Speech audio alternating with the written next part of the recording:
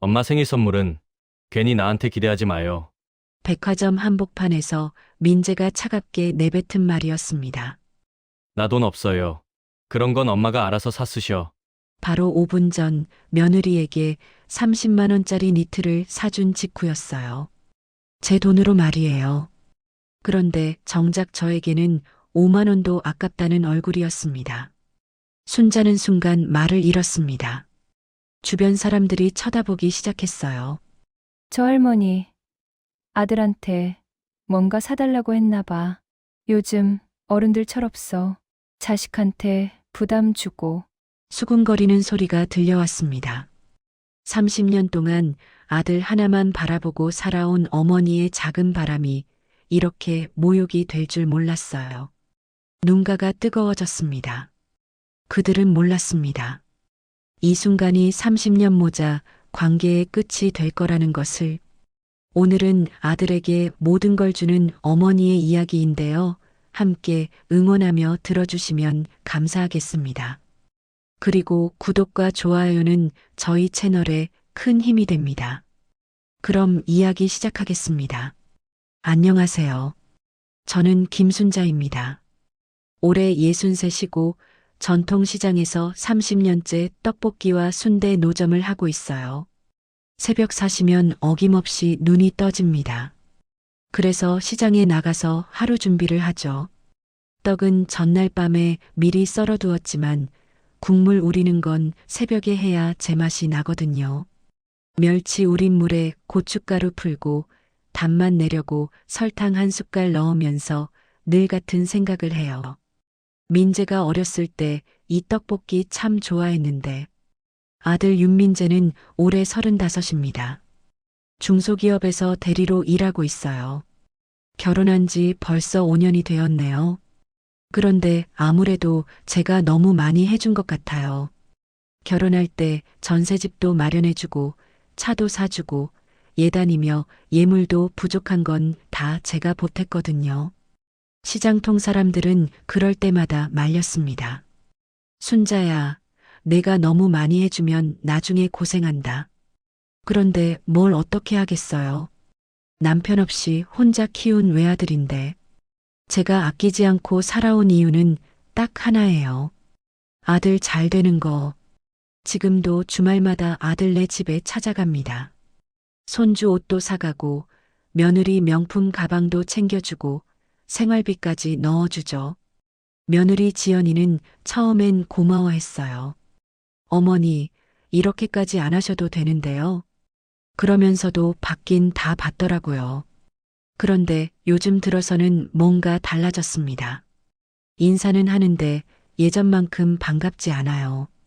아무래도 제가 너무 자주 가나 싶어서 한번 물어봤거든요.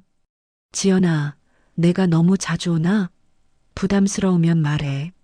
아니에요, 어머니. 언제든 오세요. 말로는 그렇게 하지만 뭔가 어색한 기운이 느껴져요. 민재도 예전처럼 반갑게 맞아주지 않고 그래서 요즘은 갈 때마다 뭔가 사가지고 가요. 비싼 건 못 사도 과일이라도 반찬이라도. 어제도 그랬습니다. 갈비찜을 해서 반찬통에 담아가니까 며느리가 받으면서 말하더라고요. 어머니, 요즘 물가가 많이 올랐죠? 힘드시겠어요. 뭔가 의미가 있는 말 같았어요. 그래서 괜히 웃으면서 대답했죠. 아니야, 괜찮다. 우리 민재만 잘 되면 되지 뭐. 그런데 민재가 거실에서 TV 보면서 말없이 있더라고요. 예전 같으면 엄마 고생하지 마세요. 이런 말이라도 했을 텐데. 돌아오는 길에 문득 생각해 봤어요. 제가 정말 잘하고 있는 건가? 아들 가정에 도움이 되고 있는 건가? 아니면 부담이 되고 있는 건가? 시장 노점에서 일하는 게 쉬운 일은 아니거든요. 비 오는 날에도 눈 오는 날에도 나가야 하고 하루 벌어서 하루 먹고 사는 거니까. 그래도 지금까지 버틸 수 있었던 건 아들을 위해서였어요. 오늘 아침에도 단골 김사모가 떡볶이 사면서 말하더라고요. 순자 씨, 아들이 참 효자네요. 주말마다 오고. 그럼 제가 뭐라고 하겠어요. 그냥 웃으면서 네, 고맙죠 이러고 말았어요. 사실은 제가 찾아가는 거인데 점심때가 되니까 학생들이 몰려와서 정신없이 바빴습니다. 떡볶이 한 그릇에 2,000원인데 이 돈으로 아들네 생활비를 보태주려면 하루에 얼마나 많이 팔아야 할까요? 저녁 무렵에 정리하면서 오늘 번 돈을 세어봤어요. 8만 원. 재료비 빼고 나면 5만 원 정도 남겠네요. 이 돈으로 며느리 화장품이라도 하나 사줄까 생각했다가 그만뒀어요. 요즘 며느리 표정을 보니까 뭘 사다 줘도 그렇게 기뻐하지 않더라고요. 집에 들어가면서도 계속 생각했어요. 제가 뭘 잘못하고 있는 걸까? 아들을 위해서 하는 일인데 왜 점점 멀어지는 느낌일까? 핸드폰을 보니까 민재한테서 문자가 와 있었어요. 엄마, 이번 주말은 지연이가 몸살이라서 못 가겠어요. 읽고 나서 뭔가 허전했습니다. 예전 같으면 그럼 제가 죽 끓여서 갖다 줄게 이렇게 답장을 보냈을 텐데 오늘은 그냥 알았다 이렇게만 보냈어요. 잠자리에 들면서도 잠이 안 왔습니다. 30년 동안 아들만 생각하며 살아왔는데 정작 아들은 제게서 멀어져 가는 것 같아요. 뭔가 잘못되어 가고 있다는 불안감이 마음 한구석에 자리 잡고 있었습니다. 그 변화는 아주 작은 것부터 시작되었습니다. 처음엔 며느리 지연이가 제가 뭘 사다 주면 정말 고마워했어요. 손주 옷 하나만 사가도 어머니 정말 고맙습니다 이러면서 깍듯이 인사했거든요. 민재도 마찬가지였고요. 엄마 고생 많으시죠? 우리 때문에. 그런 말들이 있어서 힘든 줄도 모르고 일했습니다. 그런데 언제부터였을까요? 그 고마움이 점점 옅어지기 시작한 게 3년 전 즈음이었나 봅니다. 지연이가 처음으로 부탁을 했을 때였어요. 손주 태준이가 어린이집에 들어가면서 교육비가 부족하다고 하더라고요. 어머니, 죄송한데 이번에 애 교육비가 좀 모자라서요. 부담되시면 괜찮습니다. 말끝을 흐리면서도 눈빛은 간절했어요. 그럼 제가 뭐라고 하겠어요. 바로 50만 원을 통장에서 뽑아서 건네줬죠. 고마워하지 마. 우리 태준이 교육받는 건데. 그때 지연이가 정말 고마워했거든요. 눈물까지 글썽거리면서. 그런데 그게 시작이었나 봅니다.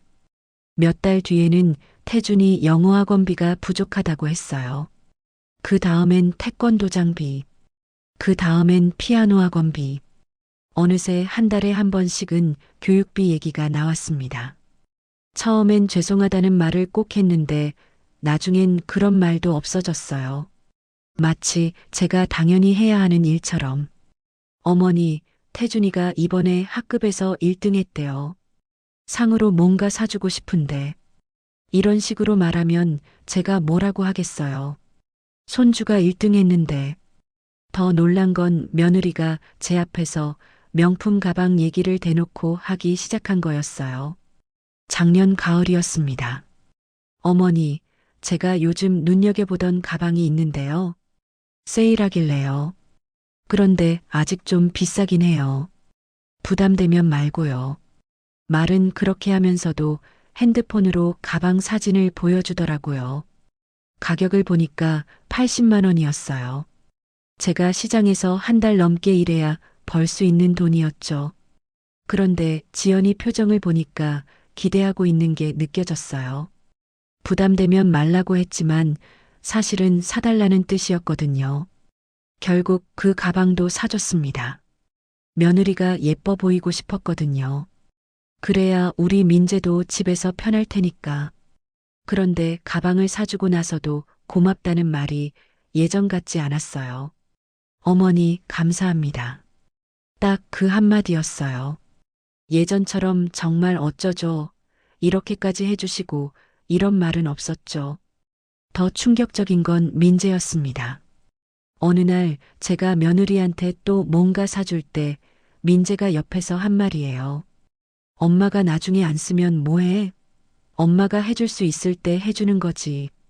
그 말을 들었을 때 가슴이 철렁했어요. 제가 해주는 게 당연하다는 식으로 말하는 거잖아요. 고마워하기는커녕. 그날 밤에 집에 돌아가면서 계속 생각했습니다. 언제부터 제 도움이 이렇게 당연한 일이 되었을까? 처음엔 정말 급할 때만 부탁했는데, 이젠 뭔가 갖고 싶을 때마다 저를 찾아요.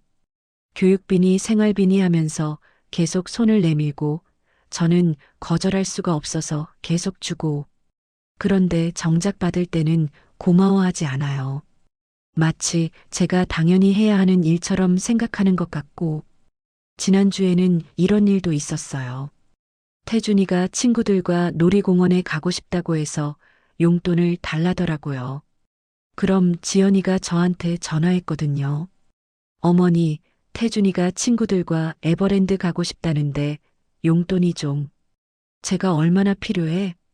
물어보니까 한 20만 원 정도면 될 것 같아요 하더라고요. 20만 원이요. 제가 이틀 동안 새벽부터 밤까지 일해야 버는 돈이에요. 그런데 손주 놀이공원 가는 용돈이라니. 결국 또 줬습니다. 손주가 친구들 앞에서 창피당할 수는 없으니까. 그런데 돈을 받으러 온 지연이가 하는 말이 충격이었어요. 어머니, 감사해요. 태준이가 정말 좋아할 거예요. 그냥 그 한마디였어요. 미안하다는 말도 없고, 부담스럽다는 말도 없고, 마치 제가 당연히 해줘야 하는 일처럼. 그때 깨달았습니다. 제 도움이 언제부터인가 그들에게는 당연한 권리가 되어버렸구나. 처음엔 감사했던 마음이 이젠 기대로 바뀌었고, 기대는 어느새 당연함이 되었어요. 제가 안 해주면 섭섭해하고 해주면 당연하다는 식으로. 며느리는 이제 새로운 걸 갖고 싶을 때마다 저를 떠올려요. 새 옷이 필요하면, 화장품이 떨어지면, 아이 용돈이 필요하면. 그리고 민재는 그런 걸 당연하게 생각해요. 엄마가 해줄 수 있을 때 해주는 거지. 그 말이 계속 귓가에 맴돌았습니다. 제가 30년 동안 시장에서 떡볶이 팔아서 번 돈으로 아들 가정을 도와준 게 이젠 당연한 일이 되어버렸어요. 고마워할 일이 아니라 제가 해야 하는 의무처럼. 어제 저녁에 혼자 앉아서 통장을 들여다봤습니다. 작년 이맘때보다 300만 원이나 적었어요. 그 돈이 다 어디로 갔는지 뻔하죠. 그런데 정작 그 돈을 받은 사람들은 고맙다는 인사 한번 제대로 안 해요. 오히려 더 달라고 하고 마음이 조금씩 무너져 내리는 게 느껴졌습니다. 이게 과연 옳은 일인가? 제가 잘못하고 있는 건 아닌가? 그날 밤 잠자리에 누워서도 잠이 오지 않았어요. 뭔가 크게 잘못되어 가고 있다는 생각이 머릿속을 떠나지 않았습니다. 지연이 생일이 다가오고 있었습니다. 결혼 5주년이 되도록 제대로 된 선물을 사준 적이 없어서 이번에는 뭔가 특별한 걸 해주고 싶었어요. 민재야, 이번 주말에 지연이 생일 선물 같이 사러 가자. 민재가 좀 귀찮다는 표정을 지었지만 결국 따라 나섰습니다. 강남에 있는 백화점으로 갔어요. 여성복 매장에 들어서니 화려한 옷들이 가득했습니다. 평소에 제가 다니는 전통시장과는 너무 다른 세상이었죠. 매장 직원이 다가왔어요. 어떤 상품을 찾고 계세요? 며느리 생일 선물로 니트 하나 사려고요. 직원이 친절하게 안내해줬습니다. 여러 니트를 보여줬는데 그 중에서 연베이지색 니트가 특히 예뻤어요. 부드러워 보이고 고급스러웠죠. 이거 얼마예요? 30만 원입니다, 고객님. 30만 원. 제가 보름 동안 열심히 일해야 벌 수 있는 돈이었어요. 그런데 지연이가 입으면 정말 예쁠 것 같았습니다. 이걸로 할게요. 민재가 깜짝 놀랐어요. 엄마, 너무 비싼 거 아니에요? 괜찮다. 우리 며느리 생일인데. 계산을 마치고 나니 지연이가 미안하다는 듯 말했어요. 어머니, 부담되실 텐데. 이렇게까지 하지 않으셔도 되는데요. 말은 그렇게 하지만 표정은 만족스러워 보였어요. 포장된 상자를 받아들고 기뻐하는 모습을 보니 제 마음도 뿌듯했습니다. 그런데 그때 옆에 걸린 다른 니트가 눈에 들어왔어요. 방금 산 것과 비슷한 스타일이었는데 색깔만 달랐습니다. 진한 네이비색이었죠. 민재야, 이 니트색 너무 예쁘다. 엄마도 이런 거 한번 입어보고 싶네. 장난스럽게 말했어요. 정말 예뻐서 한번 만져보고 싶었거든요. 그런데 가격표를 보니 역시나 비쌌습니다. 민재가 무심하게 대답했어요. 엄마 생일 선물로 사줄래요? 저는 웃으면서 말했죠. 아휴, 그런 건 아들이 사줘야지. 농담 반 진담 반이었어요. 정말로 사달라는 건 아니었지만 아들이 한 번쯤은 제게도 뭔가 사주면 좋겠다는 생각은 있었거든요. 그런데 민재 표정이 갑자기 굳어졌어요. 미간을 찌푸리더니 차갑게 말하더라고요. 엄마 생일 선물은 괜히 나한테 기대하지 마요. 그 순간 제 웃음이 얼어붙었습니다. 나 돈 없어요. 그런 건 엄마가 알아서 사 쓰세요. 민재 목소리에는 짜증이 섞여 있었어요. 마치 제가 무리한 요구를 한 것처럼. 저는 말문이 막혔습니다. 바로 5분 전에 며느리에게 30만 원짜리 니트를 사줬는데 정작 저에게는 돈이 없다고 하다니. 그것도 제 돈으로 산 거였는데 말이에요. 아니야, 민재야. 엄마가 농담으로 한 말이야. 제가 당황해서 말했지만 민재는 이미 시계를 보며 재촉하고 있었어요. 빨리 가요. 시간 늦었어요. 백화점을 나오는 내내 머릿속이 복잡했습니다. 며느리에게는 눈 깜짝 안 하고 30만 원을 쓰면서 정작 그 돈을 번 저에게는 5만 원도 아까워하는 거였어요. 차 안에서도 민재는 한마디도 하지 않았습니다. 지연이만 정말 고맙습니다. 어머니 이러면서 상자를 소중히 안고 있었죠. 집으로 돌아오는 길에 문득 깨달았습니다. 제가 아들에게는 그냥 돈 주는 기계 같은 존재구나. 감정도 욕심도 없는 그냥 필요할 때 돈만 내주면 되는 존재. 아들은 제 옷에는 5만 원도 아까워하면서 며느리에게는 30만 원을 당연하게 받아들였어요. 그것도 제 돈으로 말이에요. 그날 밤 혼자 앉아서 생각해 봤습니다.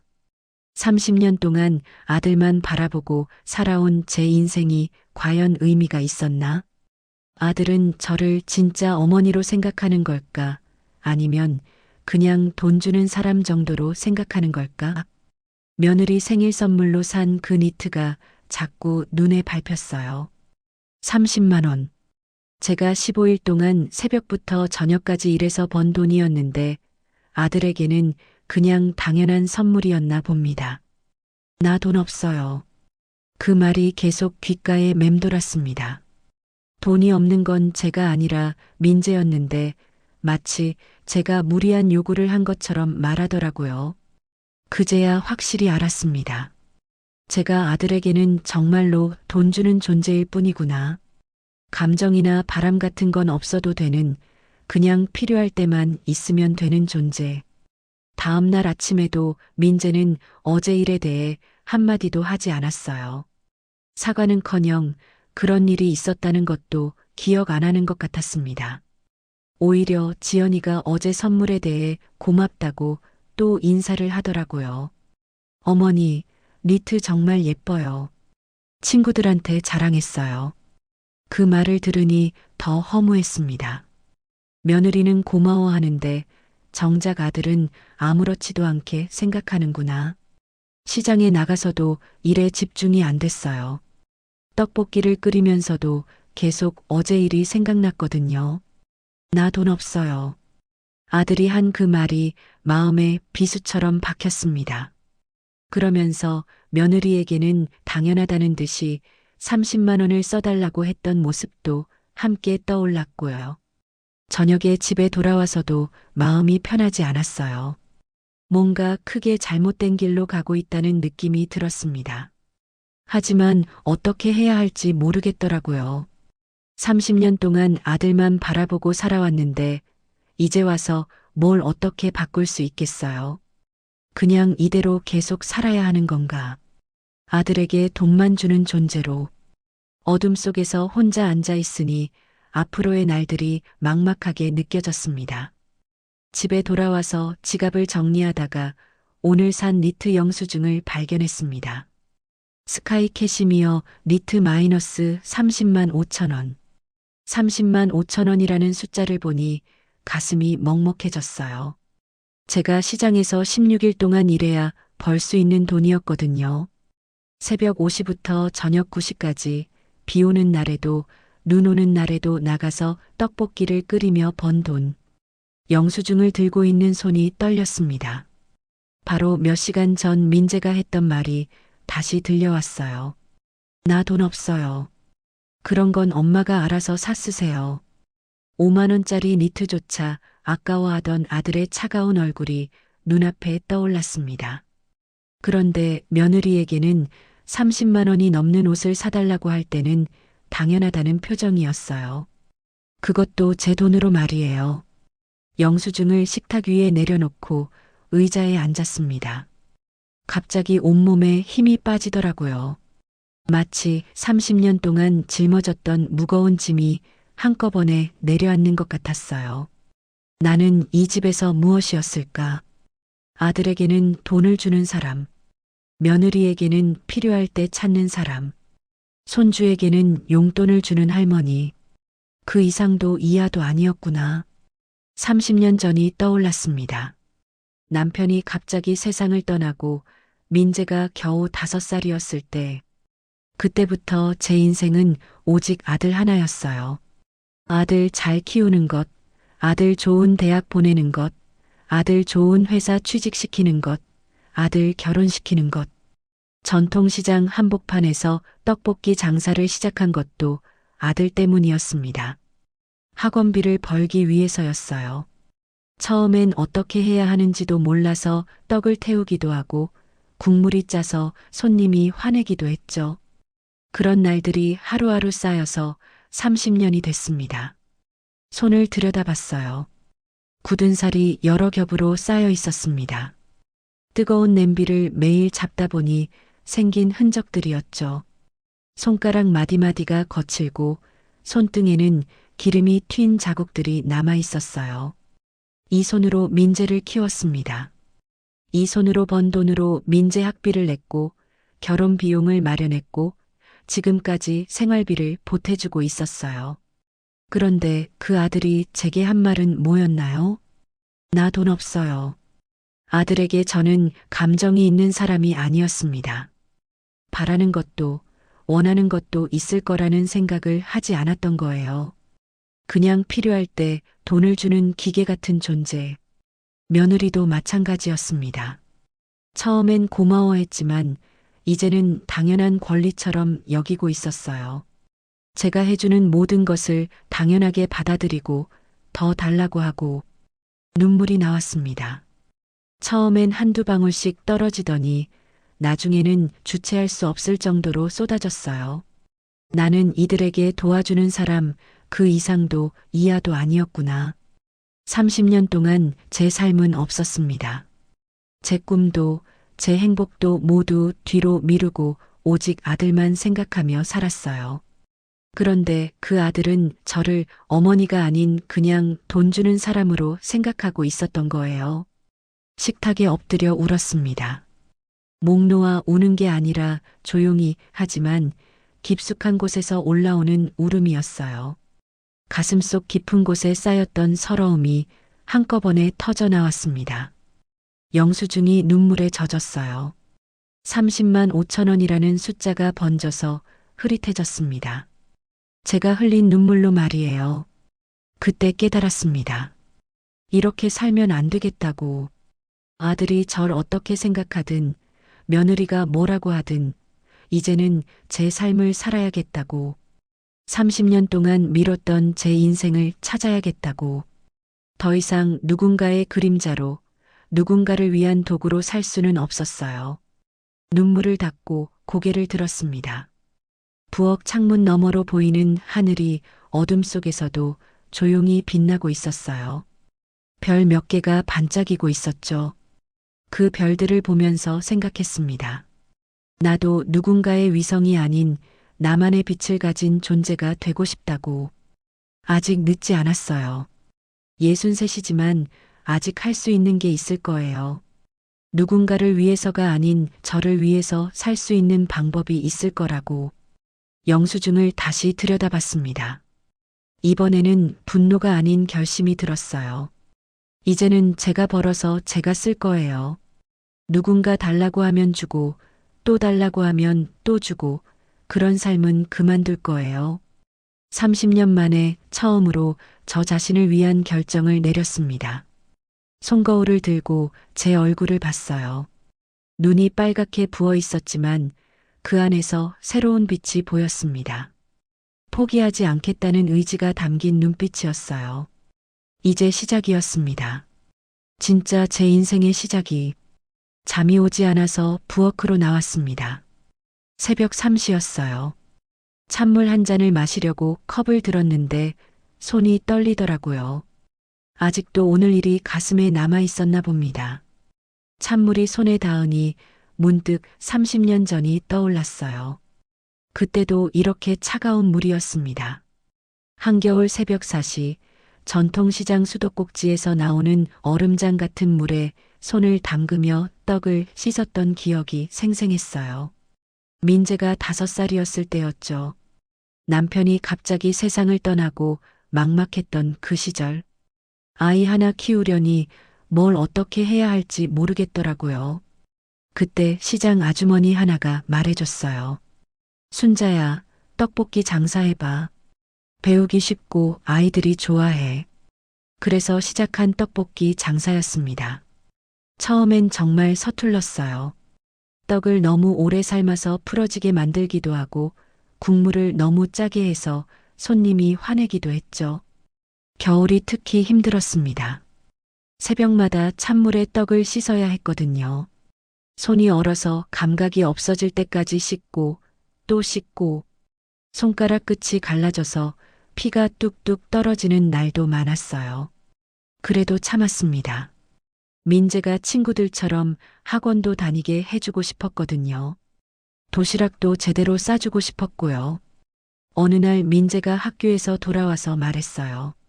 엄마, 친구들은 다 김밥 사 먹는데 나만 도시락이야. 그 말을 듣는 순간 가슴이 아팠습니다. 김밥 하나 사줄 돈이 없어서 매일 밥만 싸주고 있었거든요. 그날 밤 잠 못 이루고 생각하다가 다음 날부터는 새벽에 일찍 일어나서 김밥을 직접 말아줬어요. 계란말이도 해주고 단무지도 넣고 햄도 넣어서 예쁘게 김밥을 만들었죠.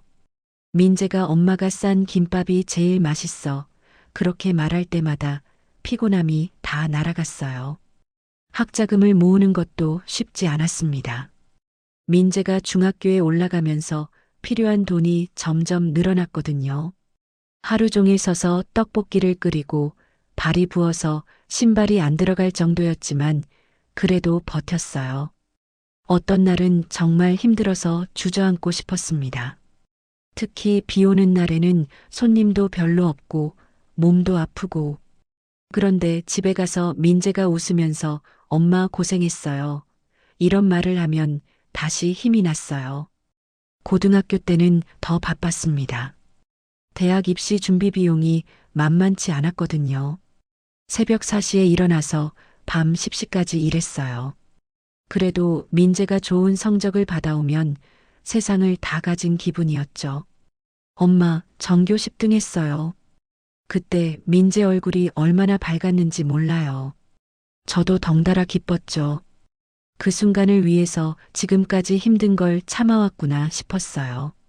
대학 입학금을 마련할 때가 가장 힘들었습니다. 목돈이 필요했거든요. 그때는 정말 잠도 안 자고 일했어요. 다른 아주머니들이 순자야, 너무 무리하지 마 이렇게 말릴 정도였죠. 그렇게 해서 민재를 대학에 보냈습니다. 입학식 날 양복 입은 민재를 보면서 눈물이 났어요. 내가 해냈구나 싶었거든요. 취업할 때까지, 결혼할 때까지 계속 도왔습니다. 제가 할 수 있는 모든 것을 해줬어요. 그게 어머니의 사랑이라고 생각했거든요.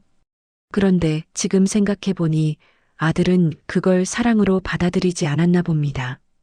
그냥 돈으로만 기억하고 있었던 거예요. 제가 새벽마다 찬물에 손을 담그며 떡을 씻었던 것도, 손가락이 갈라져 피가 나면서도 참았던 것도, 하루 종일 서서 일하며 학자금을 모았던 것도, 그 모든 게 아들에게는 그냥 받은 돈일 뿐이었던 거죠. 내가 준 건 돈이 아니라 사랑이었는데, 저 아이는 그걸 돈으로만 기억하는구나. 그래서 오늘도 나 돈 없어요. 이렇게 차갑게 말할 수 있었던 거겠죠. 제가 얼마나 힘들게 그 돈을 벌었는지, 얼마나 많은 사랑을 담아서 줬는지는 전혀 모르는 거예요. 30년 전 그 찬 새벽 공기가 다시 느껴졌습니다. 얼어붙은 손으로 떡을 씻으면서도 희망이 있었던 그때와는 너무 달라졌어요. 지금은 그 모든 게 헛된 일이었나 싶어서 허무했습니다. 그래도 포기할 수는 없었어요. 30년을 그렇게 살았으니까 이제는 제 방식으로 살아볼 거예요. 다음 날 아침 마음을 정했습니다. 새벽 5시에 일어나서 시장으로 가기 전에 우선 은행부터 들렀어요. 창구 직원이 놀란 표정을 지었습니다. 어머님, 정말 적금을 다 해지하시겠어요? 네, 다 해지해 주세요.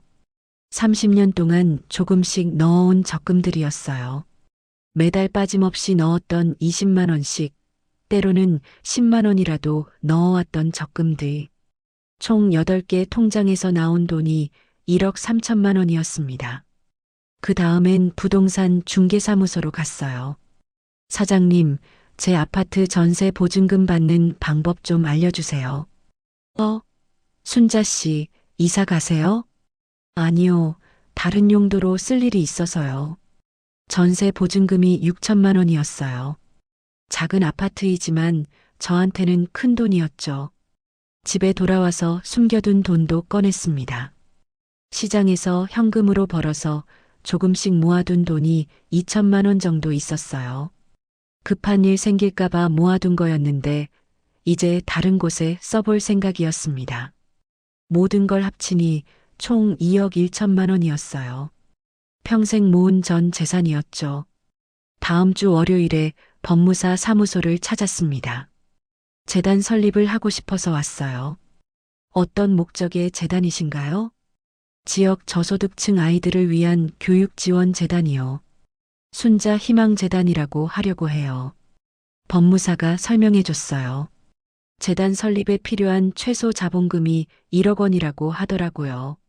저는 2억을 넣기로 했습니다. 나머지 1천만 원은 운영비로 쓰려고요.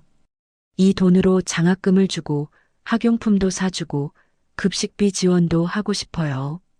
좋은 일이시네요. 어머님, 서류를 준비하는데 며칠 걸린다고 했어요. 그동안 시장 사람들한테 이야기했더니 모두들 깜짝 놀랐습니다. 순자야, 미쳤어? 그 돈 아들한테 줘야지. 김사모가 제일 먼저 말렸어요. 왜 남한테 줘? 내 아들도 있는데. 아들한테 줘봤자 고마워하지도 않아요. 그래도 피는 물보다 진하잖아. 나중에 후회한다. 다른 상인들도 비슷했어요.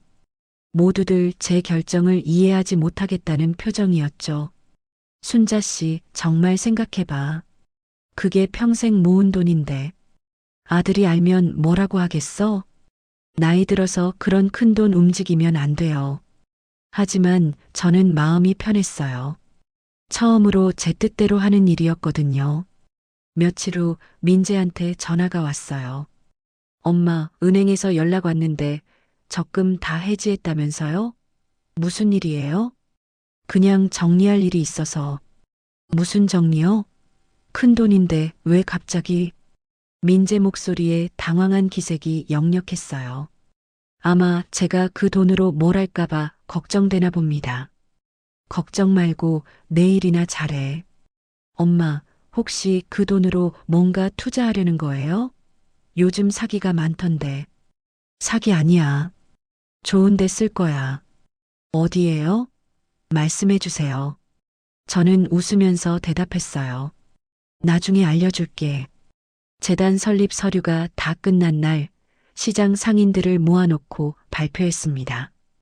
여러분, 제가 순자 희망재단이라는 걸 만들었어요. 뭐, 재단? 이 동네 어려운 아이들 도와주는 거예요.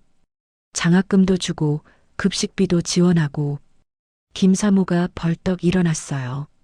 순자야, 정신 차려. 그 돈이면 너 늙어서 병원비로 써야지. 병원비 정도야 시장에서 계속 벌면 되죠. 아들한테 미리 주면 안 돼? 상속세도 아끼고. 다른 상인들도 계속 말렸어요. 하지만 저는 이미 결정했었죠. 사라지는 돈 말고 남는 사랑을 주고 싶어서 그래요. 그 말을 하고 나니 마음이 홀가분해졌어요. 민재한테 줘봤자 당연하게 받을 거고 며느리한테 줘봤자 또 더 달라고 할 거예요. 그렇게 주면 제 사랑은 아무 의미가 없어져요. 하지만 정말 도움이 필요한 아이들한테 주면 다르죠. 고마워할 거고 그 도움으로 꿈을 키울 거고 나중에 성장해서 또 다른 사람들을 도울 거예요. 그게 진짜 남는 사랑이라고 생각했어요. 일주일 후 민재가 급하게 찾아왔어요. 며느리도 함께 왔더라고요. 엄마, 재단 만들었다는 게 정말이에요? 응, 만들었어. 왜요? 왜 갑자기 그런 걸 만들어요? 민재 얼굴이 상기되어 있었어요. 지연이도 옆에서 불안한 표정을 짓고 있었고요. 그 돈이면 우리한테 주실 수도 있었잖아요. 지연이가 조심스럽게 말했어요. 왜 남한테 줘요? 저는 차분하게 대답했습니다. 너희한테 30년 동안 충분히 많이 줬어. 이제는 정말 필요한 사람들한테 주고 싶다. 엄마가 무슨 권리로 그런 결정을 해요? 민재가 목소리를 높였어요. 제 돈인데 제가 결정하면 안 돼? 그때 민재와 지연이의 표정을 봤어요. 아, 이 사람들은 정말로 제 돈을 자기들 것이라고 생각하고 있었구나. 30년 만에 처음으로 당당했습니다. 재단 설립 서류가 완료된 지 사흘 후 예상했던 일이 일어났습니다. 민재가 급하게 찾아왔어요. 현관문을 두드리는 소리가 평소보다 거칠었습니다. 문을 열어보니 민재 얼굴이 빨갛게 상기되어 있었어요. 지연이도 함께 왔는데 표정이 좋지 않았습니다. 엄마, 진짜 재단 만든 거예요? 민재가 신발도 제대로 벗지 않고 거실로 들어왔어요. 목소리에 분노가 섞여 있었습니다. 응, 만들었어. 저는 차분하게 대답했어요. 이미 각오한 일이었거든요. 왜요? 왜 갑자기 그런 걸 만들어서 우리 가족 돈을 남한테 줘요? 민재가 소파에 앉지도 않고 서서 따졌어요. 지연이는 옆에서 손을 비비며 불안한 표정을 짓고 있었습니다. 우리 가족 돈? 저는 민재를 천천히 쳐다봤어요. 그건 내 돈이야. 내가 30년 동안 벌어서 모은 돈. 엄마가 평생 모은 돈을 왜 남한테 줘요? 그건 우리 가족의 미래잖아요. 민재 목소리가 점점 커졌어요. 평소에는 조용한 성격인데 돈 얘기가 나오니 완전히 달라졌더라고요. 우리 가족의 미래? 저는 가만히 민재 얼굴을 봤습니다. 그리고 천천히 말했어요. 너는 엄마 생일에 5만 원짜리 니트도 아까워했잖니. 민재가 갑자기 말문이 막혔어요. 얼굴이 더 빨개지더니 시선을 돌렸습니다. 그때는 뭐, 돈이 없었다고 했지? 그런데 며느리 생일 선물로는 30만 원을 눈 깜짝 안 하고 썼잖아. 지연이가 어색한 표정을 지었어요. 그날 일을 기억하는 것 같았습니다. 엄마, 그건 다른 얘기고. 뭐가 달라? 똑같은 내 돈이었는데. 저는 소파에 앉아서 민재와 지연이를 쳐다봤어요. 두 사람 모두 제대로 대답하지 못했습니다. 30년 동안 너희한테 얼마나 많이 해줬는지 알아? 전세금, 자동차, 예물, 생활비, 아이 교육비. 제가 하나씩 말할 때마다 민재 표정이 굳어졌어요. 그런데 정작 나한테는 5만 원도 아까워하면서 가족의 미래라니. 엄마, 지금 그런 식으로 말씀하시면 어떤 식이야? 사실대로 말하는 건데. 민재가 답답하다는 듯이 머리를 긁었어요. 그리고 다른 방법으로 설득해 보려고 했습니다. 그래도 엄마 나중에 병원비 들고 그럴 텐데 미리 준비해야죠. 병원비는 내가 벌어서 쓸 거야. 지금까지도 그래왔잖아. 2억이나 되는 돈을 그냥 남한테 주면 어떡해요? 지연이가 조심스럽게 끼어들었어요. 남이 아니야. 도움이 정말 필요한 아이들이야. 저는 웃으면서 말했습니다. 너희는 이미 충분히 받았어. 이제는 다른 사람들 차례야. 엄마, 정말 이기적이네요. 민재가 갑자기 화를 냈어요. 우리 보고 이기적이라고요? 저는 오히려 차분해졌습니다. 응. 30년 동안 받기만 하면서 고마워할 줄도 모르는 게 이기적이지 뭐야. 엄마가 우리한테 해주고 싶어서 한 거잖아요. 맞아. 내가 하고 싶어서 했어. 그런데 이제는 다른 곳에 해주고 싶어졌어. 민재와 지연이가 서로 눈을 마주쳤어요. 뭔가 다른 방법을 생각해 보는 것 같았습니다. 엄마, 재단은 취소하고 우리한테 일부라도. 안 돼. 저는 단호하게 말했어요. 이미 서류도 다 끝났고 첫 번째 장학금도 다음 주에 줄 예정이야. 그러면 우리는 어떡하라고요? 지연이가 울상을 지었어요. 너희는 점잖아. 열심히 일해서 벌면 돼. 엄마, 이건 너무해요. 민재가 벌떡 일어났어요. 뭐가 너무해? 내가 내 돈을 내 마음대로 쓰는 게 너무해? 저는 여전히 앉아서 말했습니다. 나는 물려줄 돈은 없어도 베풀 줄 아는 마음은 남기고 싶다. 그 말을 듣고 민재가 잠시 말이 없었어요. 그러더니 지연이 손을 잡아당겼습니다. 지연아, 가자. 엄마는 정말 이기적이야. 두 사람이 나가면서 문을 세게 닫았어요. 그 소리가 집안에 울려 퍼졌습니다. 혼자 남은 거실에서 저는 깊게 숨을 쉬었어요. 마음이 아프기도 했지만 동시에 홀가분했습니다. 그 다음 주부터 민재는 연락을 거의 하지 않았어요. 가끔 문자로 잘 지내시죠? 그 정도만 보낼 뿐이었습니다. 지연이도 마찬가지였고요. 주말에도 찾아오지 않았어요. 손주 태준이 보고 싶었지만 이것도 제가 선택한 길이라고 생각했습니다. 오히려 시장 사람들이 더 관심을 보였어요. 순자야, 아들이 화났다면서? 화낼 일이야? 내가 내 돈 쓴 건데. 젊은 것들이 버릇이 없어. 부모 돈을 당연하게 생각하고 의외로 제 편을 들어주는 사람들이 많았습니다. 그리고 며칠 후 첫 번째 장학금 수여식이 있었어요. 동네 초등학교에서 열렸는데 정말 가정 형편이 어려운 아이들 10명에게 장학금을 줬습니다. 아이들이 할머니 고맙습니다 하면서 인사할 때 눈물이 났어요. 30년 만에 처음으로 받는 진짜 고마움이었습니다.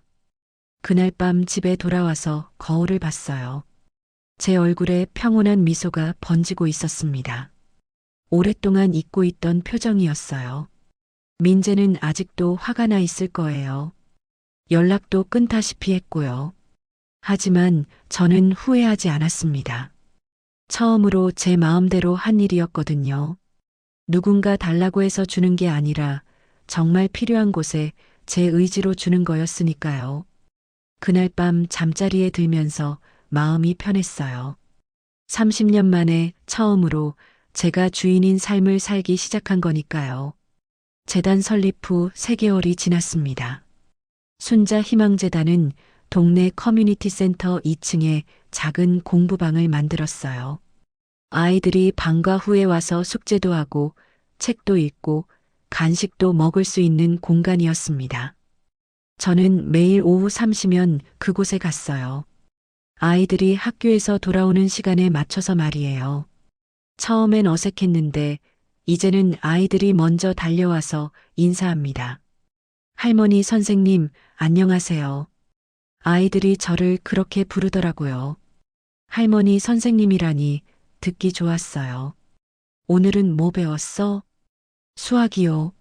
그런데 너무 어려워요. 그럼 저는 아이들 옆에 앉아서 천천히 설명해 줍니다. 민재 어렸을 때 숙제 도와주던 기억이 나서 그렇게 어렵지 않았어요. 간식 준비하는 것도 제 일이었습니다. 매일 다른 간식을 준비했죠. 김밥, 주먹밥, 떡볶이, 호떡. 아이들이 맛있게 먹는 모습을 보면 보람찼어요. 할머니, 이거 진짜 맛있어요. 그래. 내일은 뭐 해줄까? 떡볶이요. 할머니가 만든 떡볶이 제일 맛있어요. 아이들의 웃음소리가 공부방을 가득 채웠어요. 30년 만에 듣는 순수한 기쁨이었습니다. 어느 날 아이들이 제 옷을 보고 말했어요. 할머니, 선생님, 오늘 옷 예뻐요. 새로 사신 거예요? 응, 어제 샀어. 할머니도 옷 사시네요. 다음에는 어떤 옷 사실 거예요? 저는 웃으면서 대답했습니다. 오늘은 나 말고 너희 책 사줄래? 읽고 싶은 책 있어? 아이들 눈이 반짝였어요.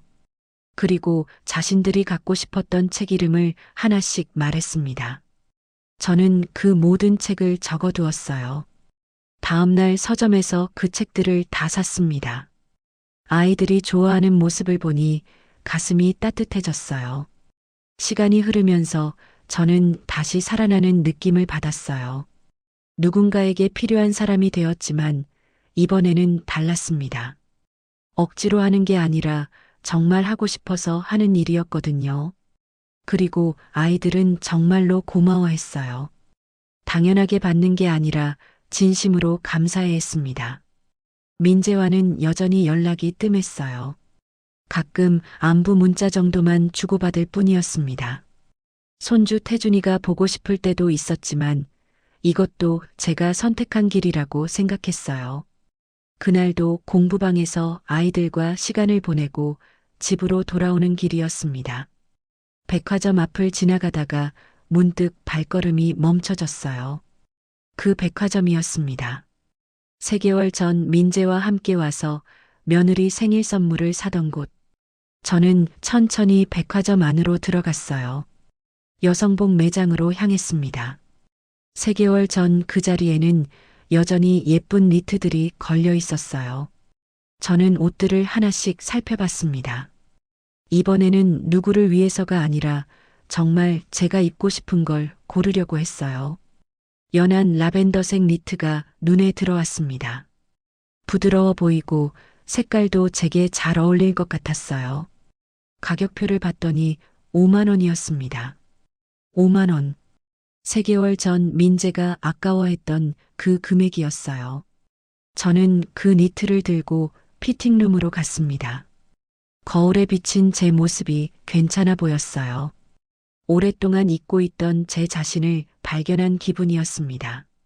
계산대로 향했어요. 이거 하나만 계산해 주세요. 네, 5만 원입니다. 카드를 내밀면서 혼자 중얼거렸어요. 그래, 이제는 내가 나를 챙길 시간이다. 계산을 마치고 백화점을 나왔어요. 쇼핑백을 들고 걷는 발걸음이 가벼웠습니다. 집으로 가는 길에 공원을 지났어요. 벤치에 앉아서 잠시 쉬었습니다. 석양이 아름다웠어요. 핸드폰을 보니 공부방 아이들한테서 카톡이 와 있었습니다. 할머니, 선생님, 내일도 와주세요. 내일은 뭐 간식해 주실 거예요? 아이들의 메시지를 보니 마음이 따뜻해졌어요. 30년 만에 진짜 필요한 사람이 된 기분이었습니다. 새로 산 니트를 만져보면서 생각했어요. 이제는 누군가를 위해서가 아니라 저를 위해 살 거라고. 그래도 사랑은 흘러갈 거라고. 다만 이번에는 제가 주고 싶은 곳에 제가 하고 싶은 방식으로. 해가 저물어가는 공원에서 저는 단단한 발걸음으로 일어났습니다. 새로운 인생을 향해 걸어가는 발걸음이었어요. 그럼 오늘 이야기는 여기까지입니다. 영상을 시청해주신 모든 분들 고맙습니다. 저는 AI 나레이션 박정현이었습니다. 구독과 좋아요 부탁드립니다. 감사합니다.